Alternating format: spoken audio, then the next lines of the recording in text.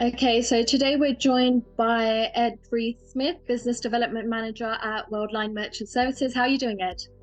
Very well, thank you. How are you? Yeah, I'm good, thank you. So just to dive in, could you briefly describe your role at Worldline?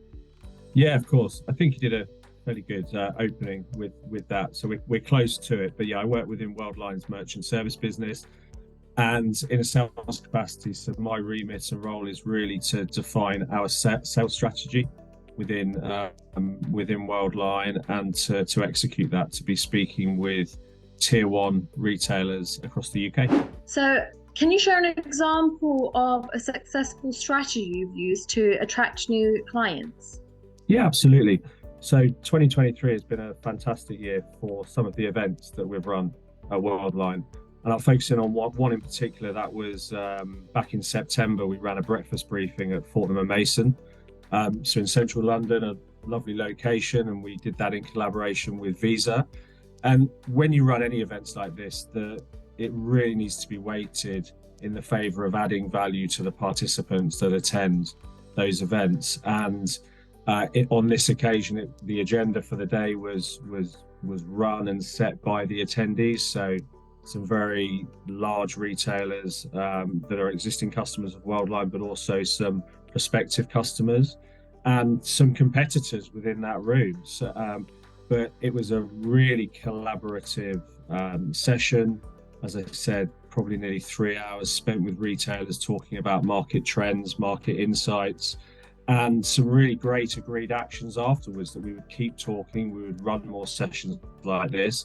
And I think everybody took something away from it. So the key is to add value. And if you can do it in a nice environment and a nice setting, then that helps too.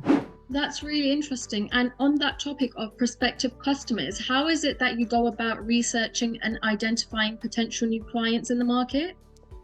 Yeah, so I'm lucky in the sense that I focus on retail. So I'm a consumer, as we all are. So if I think about the kinds of businesses and retailers that I want to work with, they're the places I shop and eat. So all the businesses you would see on the high street, businesses with large online presence, I want to be talking to all of them. So the defining who I want to speak to is almost the easy part. The research is the bit that takes a little longer. So probably about 18 months ago, I embarked on a project to really try to understand those retailers. What's their payment landscape look like? What sort of infrastructure do they have? And clearly once you've done that, spent the time to do that research, you're going to then focus your efforts on the businesses and the retailers where maybe their payment infrastructure is not in line with where some of their competitors are. Maybe you've been so I do quite a lot of store visits, and if my experience right at the end of that customer journey, because it's usually payments that comes last, those retailers can provide a wonderful experience in store. But then when you get to checkout and you need to purchase those goods, you have difficulty, then it impacts your customer experience. So my focus has really been on understanding the customer journey for all of these different retailers and where I think we can add value. And then you really focus in on those specific areas when you're generating conversations with those retailers. Yeah, and with all of this research, you want everything to go well, but I can imagine, there might be some times where it gets challenging. So can you give us a particular challenging client acquisition and how you found a resolution for that? They're all challenging, but in a good way, in an exciting and an interesting way. And they're challenging for a number of reasons. With tier one retailers, you're not necessarily just looking at the UK. There may be other countries or other territories involved. That adds complexity. There may be other partners involved, so it might not just be Worldline and the retailer. There'll be usually third parties involved, and it will never really just be one solution or one product. You might be looking at in-store payment processing, but in addition to that, what do they do online and in their digital world? If you look at the grocery industry, there'll be other complexities. Self-checkout, as an example, does that retailer run a loyalty scheme, accept gift cards, and the list goes on. So they're always very, very complex. How you address that is, firstly, you build a very strong team around yourself. And we're really lucky at Worldline to have such a depth of talent and experience within the business that we can really wrap ourselves around that customer. But you need to be held to account. You need to hold other people to account. You clearly need to have regular.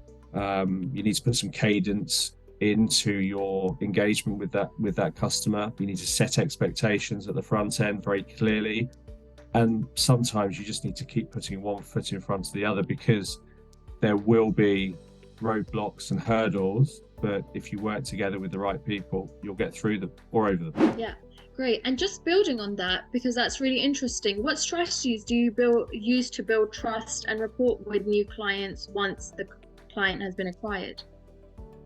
Yeah, so trust and rapport, they go hand in hand, but one you can earn quite quickly and one takes longer. So rapport, you can build that quite quickly with people, but trust takes longer. And the only way you can build trust is by doing what you said you're going to do when you said you were going to do it, and to really impress on that customer that you are a specialist and an expert in that field.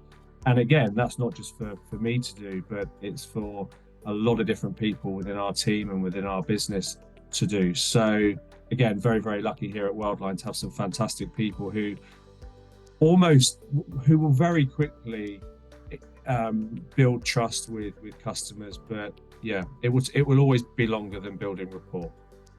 Right. And how do you measure success in your role in terms of client acquisition?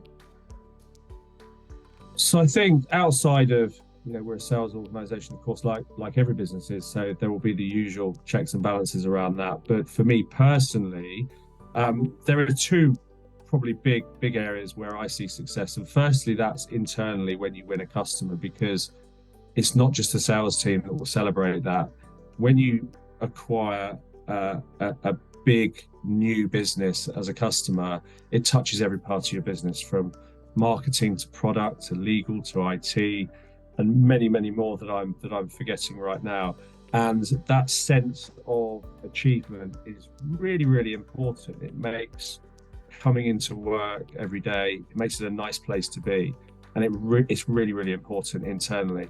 But then again, going back to being a customer myself, it's fantastic when you may have worked on a project for 12 to 18 months. These are usually quite long sales cycles, and this was somewhere you shopped anyway. You used to shop anyway, but after the project, you go in there and you shop at that retailer, and when you have that very last experience right at the end of your shopping experience, it's a really good one, and it's being powered by Worldline. So for me, that's something to be really proud of, and one way that I personally measure success.